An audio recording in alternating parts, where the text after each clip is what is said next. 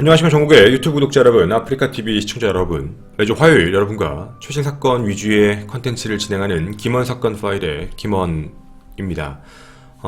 오늘 여러분과 제목도 보시면 아시겠지만 미제가 되어버린 토막살인 사건에 대한 이야기를 한번 말씀을 드리려고 합니다. 본 컨텐츠는 원래 토요일날 진행하는 우리 토사팩에서 원래 진행을 하려고 준비를 하고 있던 사건이었는데, 이 사건의 기류가 좀 이상한 쪽으로 흐르기 시작하면서 저희가 이 이야기를 화요일로 배치를 좀 바꿨습니다. 오늘 이 컨텐츠에서는 여러분에게 총 두 가지를 좀 전달을 하고 싶은데요. 첫 번째는 우리가 왜 얼굴을 꼭 기억해야 되고 사건을 왜 꼭 기억해야 되는지, 그 이유를 하나 말씀을 드릴 거고요. 그리고 오늘 여러분에게 말씀드리고 싶은 또 두 번째 이야기도 좀 비슷한 이야기긴 한데요. 내용 뒷부분에 좀 넘어가다 보면은 하나씩 제가 이제 던져드릴 겁니다. 어떻게 해서 사람들의 생존 신호가 없을까? 이런 부분까지 전달을 해드리도록 하겠습니다. 오늘 이제 이 이야기를 하나씩 차근차근 말씀을 드리도록 하겠습니다. 일단 첫 번째, 시신의 발견 이야기부터 과거로 거슬러 올라가도록 하겠습니다. 현재 이 사건은 2018년 올해에 해결이라고 하긴 좀 모호하지만 어찌되었든 올해 종결난 사건입니다. 하지만 이 사건의 시작은 지금으로부터 약 15년 전으로 거슬러 올라가야 합니다. 사건 현장에 대해서 말씀드리면 바로 이곳입니다. 2003년 3월 16일 충북 제천 청풍면에 있는 한 농경지에 대한 곳입니다. 농경지 보수를 하고 있던 보수 현장이었는데요. 이곳은요, 배수로 공사를 하는 공간에서 굴삭기 기사가 굴삭기를 파고 있다가 무언가 이상한 것을 확인하게 됩니다. 당시에 최초 반응은 이게 뭐지? 라는 생각이었다라고 합니다. 처음엔 그냥 뭔가 마네킹 같은 게 그 안에 있구나 라고 생각을 했지만, 다시 한번 굴삭기를 옆으로 치우고 자세히 살펴봤는데 머리였습니다. 정확히 말씀드리면 단발머리고 좀 얼굴이 동그란 머리였습니다. 그리고 하늘을 쳐다보고 있는 상태로 발견이 됐는데요. 이게 머리만 있었던 겁니다. 결국 이 부분을 확인하고 곧바로 경찰에 신고를 하게 됐고요. 당시 출동한 경찰은 폴리스라인을 설치하고 일단 머리만 확인이 됐기 때문에 나머지 쪽도 찾아봐야 된다는 것 때문에요, 조심스럽게 그 밑쪽을 확인하기 시작했습니다. 왜냐면 그 근처에 있을 수도 있으니까. 나머지가 약 40cm 정도의 땅을 파고 났는데 그 안에서 흔적이 나타나기 시작합니다. 몸통, 그리고 양다리, 팔이 잘린 채, 즉 토막난 시신이 한 구 확인이 됩니다. 시신은 김장용 비닐봉지 같은 데 씌어있는 상태였고요. 좀 독특했던 건 다리 부분입니다. 다리 부분에는 약 5군데 정도의 약 7에서 15cm 정도의 자상이 흔적이 있었습니다. 그러니까 이제 뭔가 이렇게 깊게 긁힌 상처가 5군데 정도 있었죠. 더불어 현장 주변부를 다시 체크를 해봤는데 불에 탄 옷도 있었고요. 피 묻은 속옷도 있었으며, 그리고 여행 가방 같은 것도 확인됩니다. 속옷을 확인하면서 이 시신이 여자라는 게 확정적으로 나오는 순간이었던 거죠. 사인은 교살이었습니다. 근데 여러분, 이게 좀 중요한 게, 여러분 혹시 교살이라고 기억하십니까? 교살과 압살의 느낌은 좀 다릅니다. 예를 들어서 사람이 뭔가 손으로 사람을 눌러 죽이면 압살이라고 부르지만, 교살이라면 대부분 뭔가 이렇게 끈 같은 걸로 죽일 때 교살이라고 하거든요. 해체되어 있는 부분이었지만 분명히 교살 자국이 선명하게 있었습니다. 즉, 끈 같은 걸로 사망을 한 뒤 그 다음 무언가 공구 같은 걸로 토막을 낸 것으로 한 게 추정이었던 거죠. 시신을 매장한 곳도요, 어느 장소였냐면 국도 부분에서 이제 농로 쪽을 따라 약 1km 정도 들어가는 약간 외진 곳입니다. 근데 이곳은 완전 외졌다라고 보기엔 좀 애매한 건, 이곳 시신을 매장한 바로 이쪽에 당장 눈앞에 20m입니다. 거기 앞에 농가가 하나 있었고요. 그 농가의 노부부가 살고 있었는데, 이 노부부는 2002년 11월에 사망을 했고요. 시신 발견되기 몇 달 전이었죠. 그리고 그 이후에 집은 비어져 있었지만 불은 켜져 있는 상태였다고 합니다. 일단 사건 현장에 대한 주변부의 이야기는 거의 다 말씀을 드렸습니다. 근데 이 사건에 되게 이상한 점이 하나 있었습니다. 시신을 이렇게 파가지고 안에 있는 걸 다 확인을 이렇게 해봤는데 이런 모양으로 확인됩니다. 좀 모자이크 된 채로 보여드린 거지만 형태만 좀 봐주셨으면 좋겠는데요. 토막이 나 있는 상태인데 토막을 낸 상태로 그걸 그대로 놨습니다. 그러니까 토막을 놓은 걸 모아서 뭉뚱그려서 한 곳에 놓은 게 아니라 토막을 내놓고 다시 몸의 모양을 마치 배열한 것처럼 몸통 옆에 왼쪽 팔, 오른쪽 팔, 머리, 다리 이런 식으로 그대로 놓던 겁니다. 간단하게 말씀드리면 절단해 놓고 매장하면서 원래대로 놨다라는 얘기가 되는 거였죠. 자, 우리는 사건 현장에 대한 이야기를 지금 드렸습니다.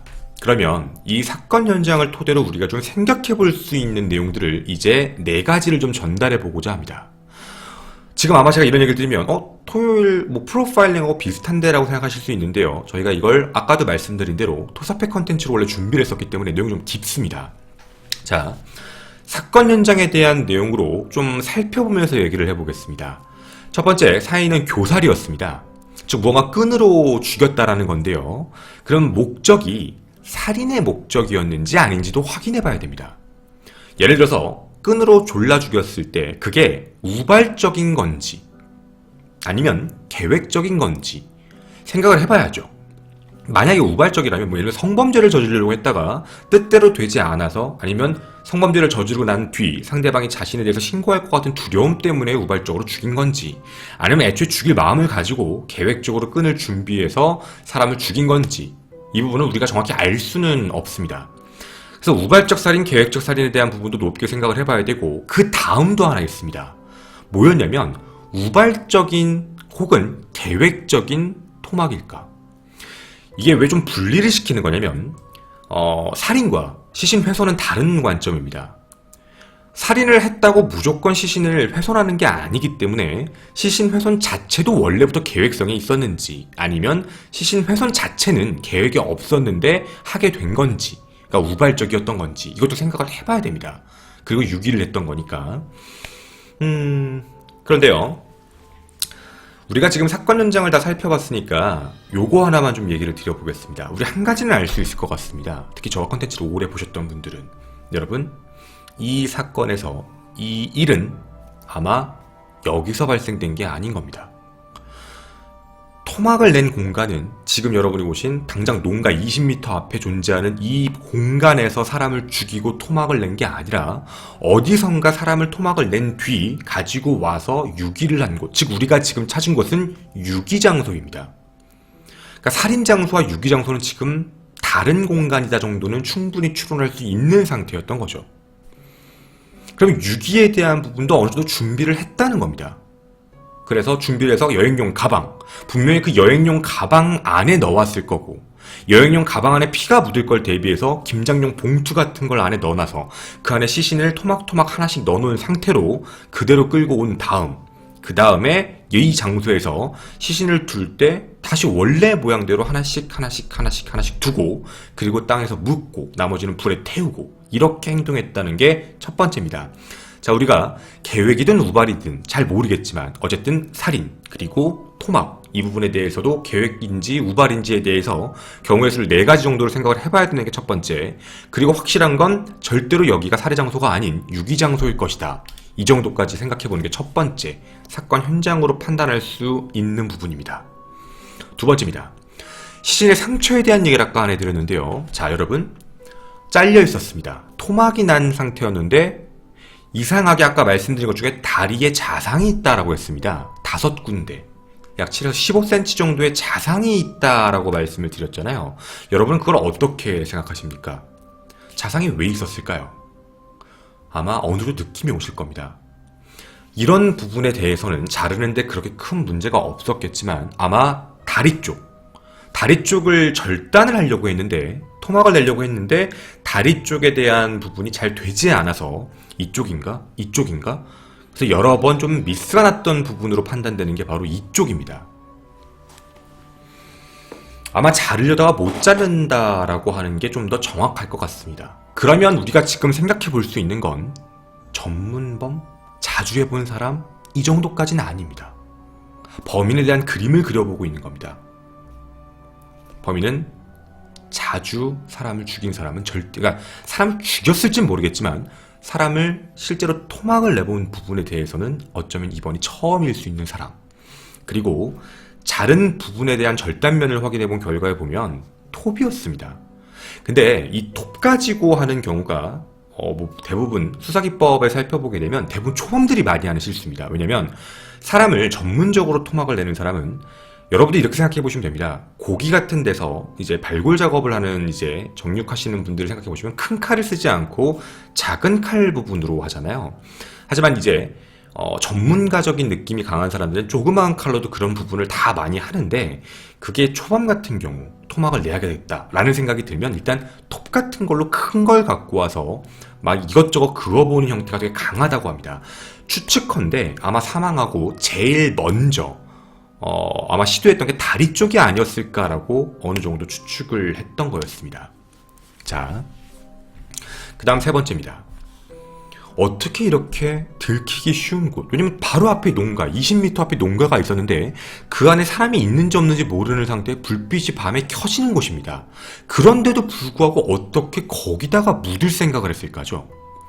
이게 상식적으로 생각해보면 말이 안 되는 겁니다.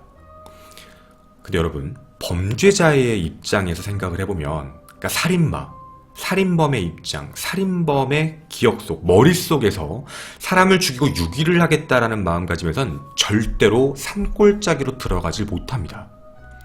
그러니까 우리가 그냥 살인범은 우리가 아니니까 우리가 그냥 표면적으로 생각하면 살인마면은 되게 어두운 산골짜기에 가서 사람을 묻겠지라고 하겠지만 그분이 불가능한 이유가 있습니다.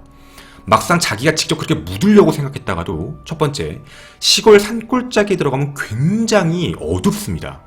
불빛이 거의 보여지지가 않고 숲에 가려져 있기 때문에 달빛이 들어오지 않은 상태라 잘 보이지가 않으니까 그럼 자기는 어쩔 수 없이 불을 켜야 됩니다. 불을 켜면 그게 누군가에게 노출될 수 있는 위험이 더 높아진다라고 생각을 할 수도 있고요. 그리고 땅을 파는 것 자체도 너무 어렵고 보이지가 않으니까 더 큰 문제가 있습니다. 살인마들이 공통적으로 하는 얘기입니다.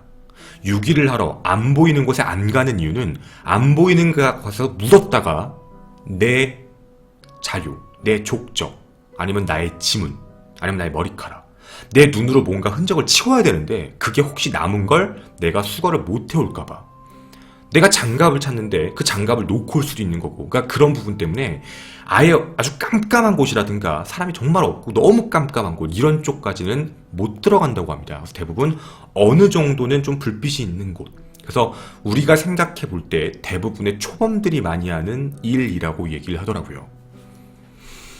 일단은 이 부분에 대한 얘기도 그렇게 전문성을 띈다라고 느껴지기엔 조금 애매모호하기도 했습니다. 그 다음입니다. 네 번째, 도대체 왜 다시 이렇게 재배치를 했을까에 대한 부분입니다. 당연히 우리가 보면 사이코패스인가? 이상한 애인가? 라고 생각이 들 수는 있습니다. 그런데요, 이 이유는 어떻게 생각해보면 되게 단순합니다. 자, 땅을 40cm를 팠습니다. 여러분, 아마 군대를 다녀오신 분도 많이 아실 텐데 땅을 판다는 게 쉽지가 않습니다. 지금 빨리 해야 되거든요. 어쨌든 불빛이 있는 공간에 빨리 처리하고 빨리 가서 묻고 가야 된다는 느낌이 강한 상태인데요. 묻어야 되는 입장에서 깊게 팔 수 없다 보니까 얇게 넓게 할 수밖에 없죠. 왜냐면 깊게 파는 건 옆에를 다 파야 됩니다. 1m를 파기 위해서는 양쪽 굴까지 하면 굉장히 많이 파야 되거든요. 근데 그냥 이거는 40cm 정도만 밑으로 파서 한 부분, 즉 뭐냐면 토막을 낸 시신을 쌓아서 올리면 40cm 이상으로 올라갑니다. 즉 더 깊게 파야 된다는 부분이죠. 어떤 말씀인지는 이해하시겠죠. 그러니까 부피를 펼쳤을 때는 얕아지지만 이걸 뭉쳐놓으면 두꺼워지니까 더 깊게 파야 되는 문제 때문에 옆으로 퍼뜨린 겁니다. 그러니까 아마 이 안에 시신을 둘 때도 뭔가 그냥 모양대로 둔 것 같긴 하지만 어쨌든 옆으로 퍼뜨리기 위해서 했던 게 아닐까 정도로 추측을 하는 정도였습니다. 그리고요, 여기까지의 이야기를 종합해봤을 때 사건, 범인에 대한 윤곽을 좀 잡아보게 되면 무언가 전문성이 있는 사람보다는 약간 그러니까 토막과 유기에 대한 부분은 조금 허술한 사람의 느낌이 강했습니다. 더 큰 이유는 원래 제가 여태까지 몇 번 컨텐츠 하면서도 말씀을 드렸지만 대부분의 시신에 대해서는 빨리 처리하기 위한 방법은 절대로 묻는 게 아닙니다. 묻으면 덜 썩습니다. 그러다 발견이 돼버리면 일이 커지는 거죠. 다시 말씀을 드리면 대부분 시신에 대한 부분에 조금이라도 알아보는 사람들의 입장이면 대부분 야산 같은데 그냥 표면에 그냥 둡니다. 자연적으로 모든 게 괴사하게 굉장히 빨리 괴사합니다.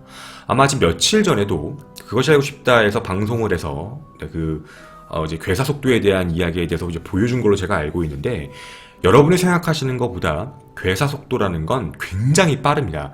그 알팀에서 얘기한 부분은 이제 그냥 벌레, 곤충 이런 쪽으로 얘기해서 부패가 빨리 진행된다라고 했지만, 그것뿐만 아니라 산 같은 경우에는 뭐 이런 쥐, 그러니까 산짐승, 들짐승 같은 경우도 있기 때문에, 그리고 새도 있고, 이런 문제 때문에 시신의 훼손이 훨씬 더 빠릅니다.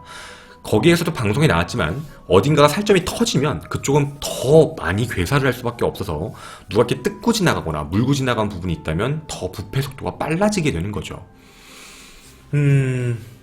전체적으로 봤을 땐 초범의 느낌이 좀 강하다라는 느낌이 더 강했습니다. 자, 이제 우리는 사건 현장만 보고 어느 정도에 대한 부분은 다 확인을 했습니다. 이제 그러면 시신의 신원 확인을 같이 한번 해보겠습니다. 땅에 묻어서 시신이 빨리 썩지 않았습니다. 손에 지문이 남아있는 상태였습니다. 그래서 바로 신원 확인이 됐는데요. 이 여성은 약 4개월 전에 실종 신고가 되었던 2002년 11월 5일 서울 출신이었는데 경기도 용인에 거주했던 구모씨, 당시 52세였습니다. 52세 구모씨, 여자입니다. 이분으로 확인이 됩니다.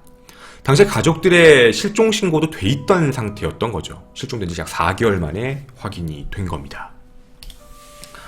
실종 신고가 된 계기가 뭐였냐면 따로 살고 있었습니다. 구씨의 친오빠가 있는데 2000년 12월 달, 이제 실종되고 한 달 뒤에 부모님한테 전화를 받은 겁니다. 애가 한 달 동안 연락이 안 된다.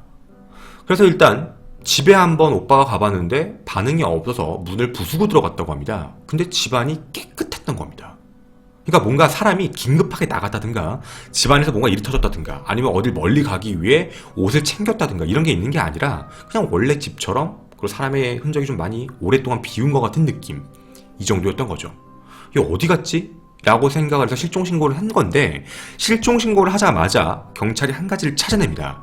용인에 있는 모 리조트에서 구씨의 흰색 차량이 발견됩니다. 그러니까 장기 주차로서 그것도 신고가 돼 있었던 상태였던 거죠. 알고 봤는데 겉에는 이제 먼지가 쌓이고 비가 오고 이래서 되게 더러운 상태였지만 내부는 뭐 혈흔도 없고 어떤 것도 없이 되게 깨끗한 상태로 차가 확인이 됩니다. 자, 그러면 우리 이제 피해자도 나왔으니까 생각을 좀 해봐야겠습니다. 실종 이후에 사라진 사람이었습니다. 생각을 해볼 건 원한 관계일까? 왜냐면 사람을 그렇게 토막냈으니까 원한 관계일까? 근데 우리가 좀 이상하게 생각해 볼 건 여기서 자동차입니다. 자동차가 이상하지 않습니까? 용인에 사는 사람입니다.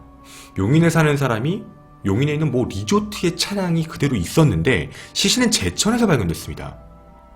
이게 어떻게 가능할까요? 그럼 우리가 지금 생각해 볼 수 있는 건 이 차량을 이 리조트에다가 갖다 놓은 사람, 정확히 타고 간 사람이 누구냐는 겁니다.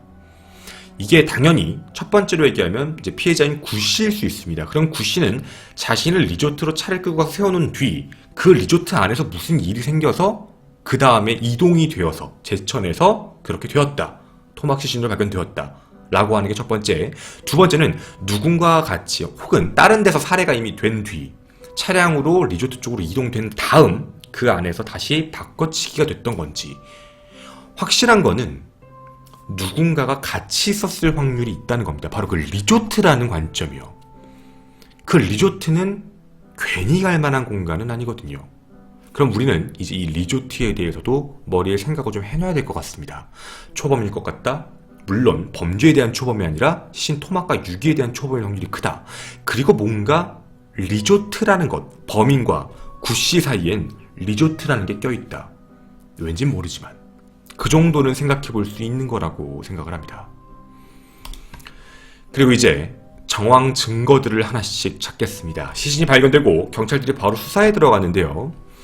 구씨의 막내 동생입니다. 넷째 동생이 이상한 전화를 받은 기억을 해냅니다.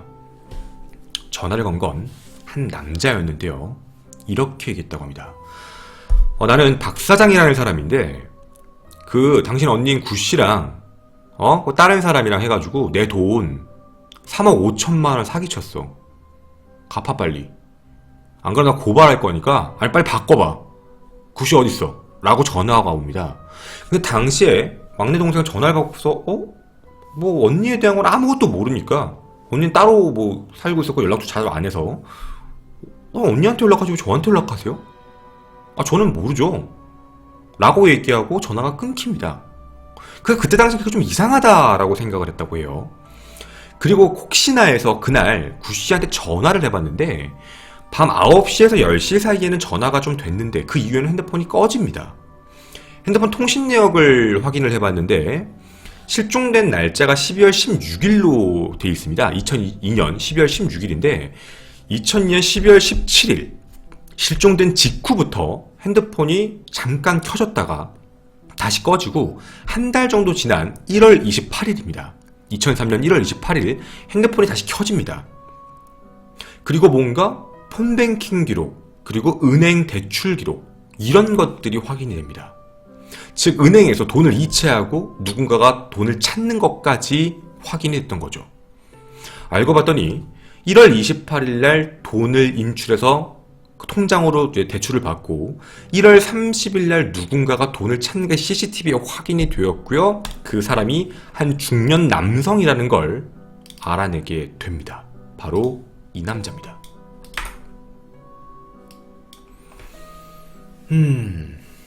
자, 이제 그럼 우리는 조금 생각을 해보겠습니다. 돈을 갚아라. 3억 5천만 원을 갚아라. 라고 전화해서 구씨 어딨냐? 라고 물어봤습니다. 뭔가 이상하지 않습니까? 당시에 그래서 그 막내 동생이 얘기했다고 합니다. 제 번호 어떻게 하셨어요? 라고 얘기했더니 상대방이 구씨의 핸드폰에 음성사서함에 있는 걸 내가 들어서 그게 너라는 걸 알고 너가 동생이라는 걸 알고 너한테 전화를 한 거다 라고 얘기를 했다고 합니다. 그런데 문제는 막내 동생이 음성사서함을 남긴 적도 없고, 그리고 하나 더, 음성사서함의 비밀번호를 어떻게 아냐는 거예요. 어떻게 알죠?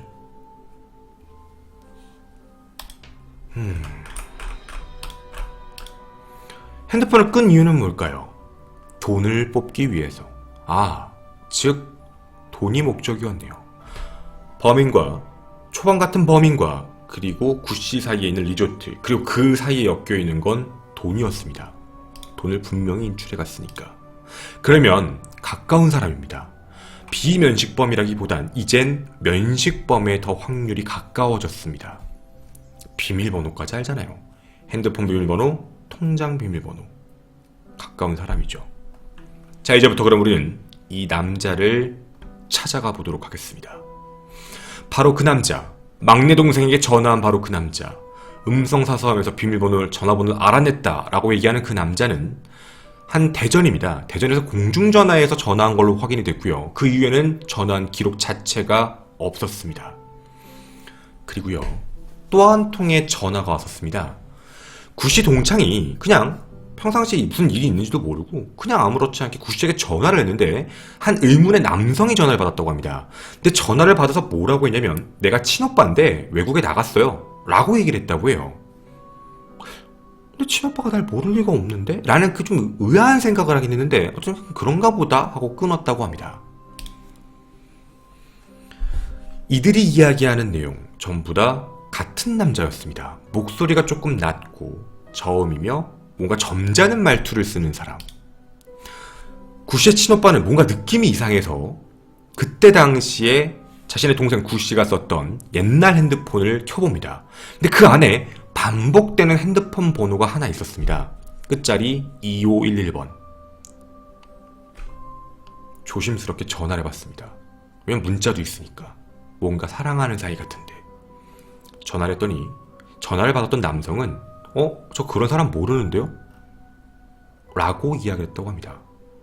그래서 오빠가 이거 이상해서 아니 이런 문자도 보내고 전화도 자주 했는데 왜 기억을 못해요? 라고 계속 추궁을 하니까 나중에 말을 바꿉니다.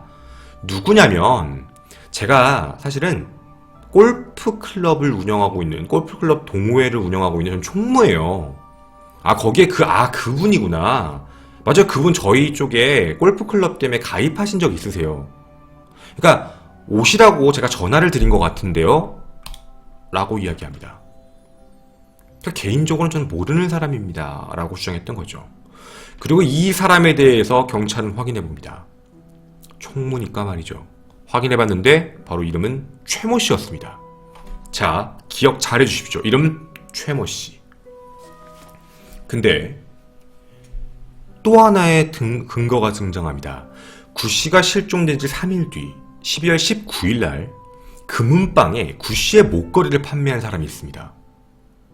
근데 그 판매한 사람이 30대 여성이었고요. 경찰이 그 사람을 체포해서 뭐야? 이거 왜 당신이 갖고 있어요? 라고 물어봤더니 제가 이거는 사실 어떤 사람이 팔아달라 그랬어요. 그 사람이 누구죠? 골프 동호회 최 씨요. 자, 최 씨입니다. 자, 이 정도까지만 얘기하면 우리는 생각을 할 겁니다. 최 씨가 범인입니다. 거의 범인에 가까워졌죠. 당연한 겁니다.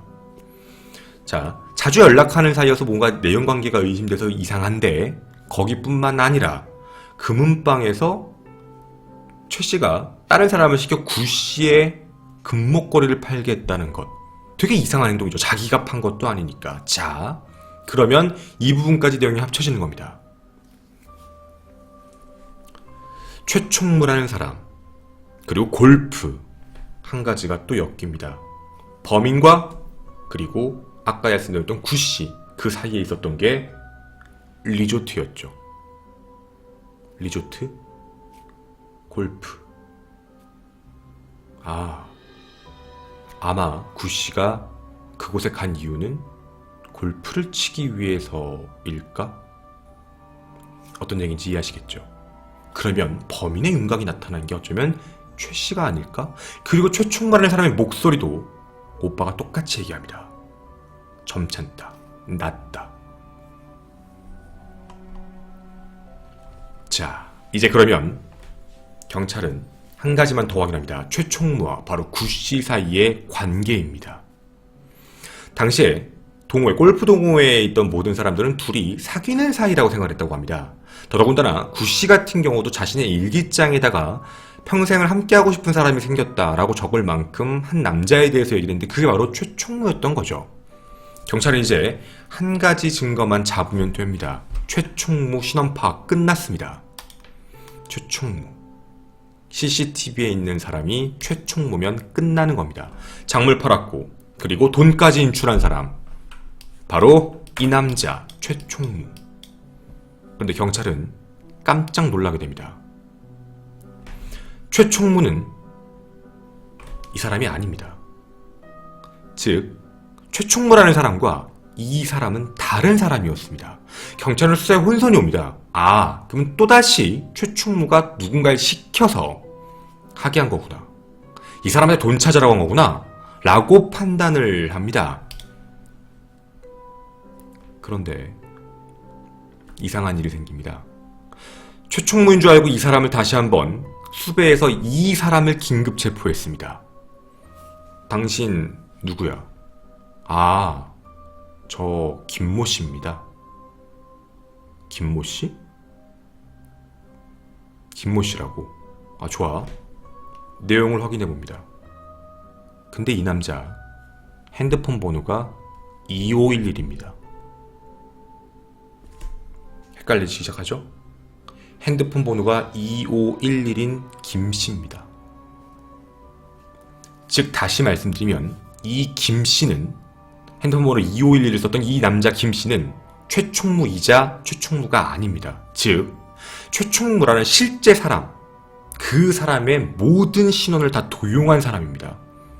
즉 다시 말씀드리면 이 사람이 가지고 있었던 신분증부터 예를 들면 인감 같은 거부터 최 씨의 모든 걸 다 갖고 있으면서 거기다가 김 씨이기도 합니다.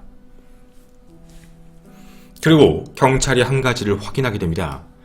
최 씨이자 가짜 최 씨이자 김 씨인 이 남자는 당일입니다. 12월 17일, 12월 16일 이후 실종 이후 이상한 구매 목록이 있는데, 첫 번째 구매 목록, 여행 가방, 망치, 식칼, 톱, 장갑, 철수세미, 락스, 이렇게 구매합니다. 이것도 한 번에 안 삽니다. 나누어서 삽니다. 처음에 식칼을 사고 그 이후에 톱 쇠망치를 사고 4시간 뒤에 가서 철수세미와 락스를 삽니다. 한 번에 사면 의심을 받을 수도 있으니까 말이죠. 자, 그러면 느낌이 옵니다. 아마도 12월 16일 정도에 사람을 죽인 것 같고 그 이후에 뭔가 토막을 내서 유기를 해야겠다라고 해서 그 물건들을 산 것 같습니다. 자, 그러면 우리가 생각해 볼 때 토막, 즉 토막과 유기라는 건 계획적이진 않았답니다. 계획이라고 얘기하기에는 말이 앞뒤가 안 맞잖아요. 계획이면 미리 준비해 놓은 상태에서 죽이고 토막을 냈을 텐데 뭔가 사망한 상태에서 토막까지는 계획이 안 돼 있는 상태라 시신을 처리할 생각이 어떻게 해야 될지 모르니까 그래서 아마 그 이후에 물건을 산 것 같습니다. 자, 그럼 아마 토막과 유기에 대한 부분은 이제 우발적이다라고 생각하는 게 맞을 것 같습니다. 그런데 이 사람에 대해 양파 껍질처럼 무언가 하나씩 더 나옵니다. 이 사람은 최총무이자 아까 말씀드린 김씨이자 이 사람은 박씨이자 이 사람은 이씨이자 또 다른 최씨이기도 합니다. 이 사람의 신원은 총 밝혀진 것만 5가지였습니다. 이 사람은 되게 여러 사람들의 신원을 다 갖고 살고 있었던 거죠.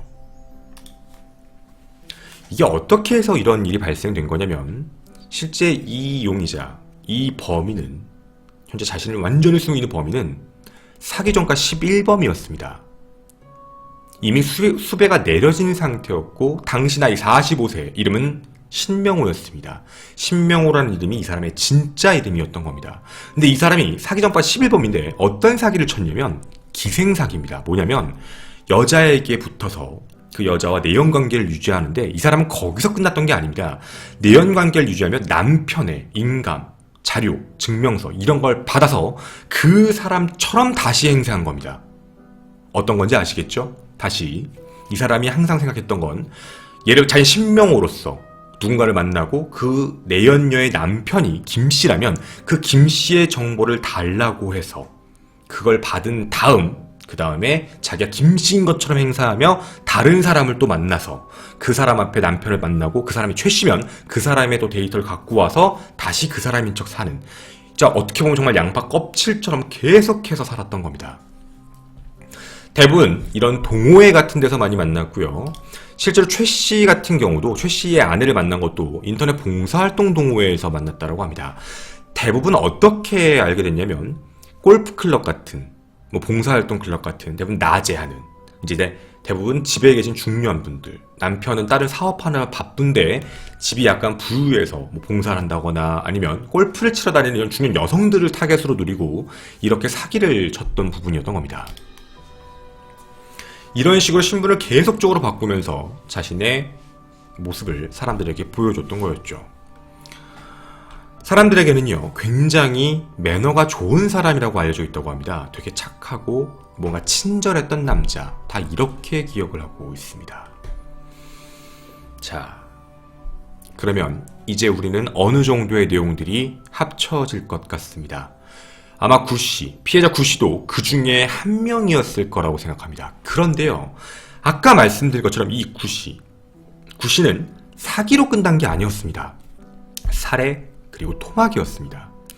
그리고 신명호는 전과 11범이었지만 단 한 번도 사람을 죽인 적은 없었습니다. 그럼 우리가 생각을 해볼 때 아마 죽일 수밖에 없었던 뭔가 큰 이유가 있었을 거라고 추측하는 정도까지인 겁니다. 아마 자신의 신원이 노출되어서 자신이 감추려고 했던 신명호라는 그 부분이 노출된 게 구씨가 최초가 아니었을까라고 추측해보고 그걸 알아낸 상태에서 혹시 일이 터졌던 게 아닐까. 경찰은 이 부분에 맞춰서 내부 조사를 더 해봅니다. 확인해본 결과 전화 기록이 문제였습니다. 12월 16일 전까지는 뭐 17차례 연속적인 전화가 왔다 갔다 합니다. 그런데 12월 16일 이후부터는 둘의 통화가 단 한 번도 없습니다. 아마 그때 사망했을 거라고 추측하고 있는 거고요. 그리고 다른 사람들에게 외국에 갔다 라고 전화한 사람이 바로 이 남자였던 겁니다. 자, 여러분은 이 이야기에 대해서 어떻게 생각을 하십니까? 14년, 15년 동안 이 범죄자 신명호의 신원 파악이 불가능해집니다. 그 이후에 잠적을 해버렸거든요. 못 잡았습니다. 사건 짓고 도주해버렸고 전화통화 및 금전거래 어떤 것도 확인이 안됩니다. 왜냐면 신명호로 살지 않으니까 말이죠. 추측컨대 5명 이상의 신원을 갖고 있었던 것으로 생각을 하고 있습니다. 그런 중에 2015년 전라도에서 좀 비슷한 사람을 봤다라는 제보가 하나 들어오게 됐고, 그렇게 점점점 포위망을 좁혀가다가 2017년 그것이 알고 싶다 해서 방송이 한번 되면서 소재지에 대해서 어느 정도 나타나기 시작합니다. 그리고 올해였죠. 올해 6월 22일 드디어 신명호가 발견됩니다. 사망한 상태였습니다. 원룸에서 한 변사자가 발생했는데 지문조회를 해보니 그게 바로 신명호였던 거죠. 올해만 59세로 사망했고요. 원룸 안에는 외부의 침입의 흔적이 없었고 시신 주변에 약봉지 같은 게 있는 걸로 봐서는 아마 쇼크살한 게 아닐까라고 추측하고 이야기가 넘어가게 됩니다. 제가 오늘 여러분한테 말씀드리고 싶은 게 2가지였습니다. 제가 이 얘기를 왜 했을까요? 여러분, 어떻게 보면 악마입니다. 근데 이 악마는 이렇게 사망을 했습니다. 범죄자 아닙니다. 기소가 안 됐거든요. 혐의점 다 만들어놨지만 사망해버렸습니다. 공소권 없음으로 이 수사는 종결 처리가 됩니다. 즉, 이 사건은 미제 사건입니다. 범인이 누군지 알지만 범인이 죽었기 때문에 더 이상 처리할 수 없는 공소권 없는, 법적으로는 공소권 없는 사건. 하지만 우리에겐 미제 사건. 왜냐면 그 내부에 돌아가신 분이 왜 사망했어야 됐는지, 그래서 그거에 대한 처벌도 받지 않고 죽음으로 모든 내용이 끝나버린 거거든요. 사람들은 혹자 저에게 가끔 이런 걸 질문을 합니다. 사건 콘텐츠 같은 걸 하는 이유가 무엇이냐에 대한 것. 미제 사건을 여러분에게 진행하는 이유는 단순합니다. 제가 부산에 가서 물어봅니다. 부산 신혼부부 실종 사건 아십니까? 아니요. 배산 여대생 사건 혹시 아십니까? 아니요.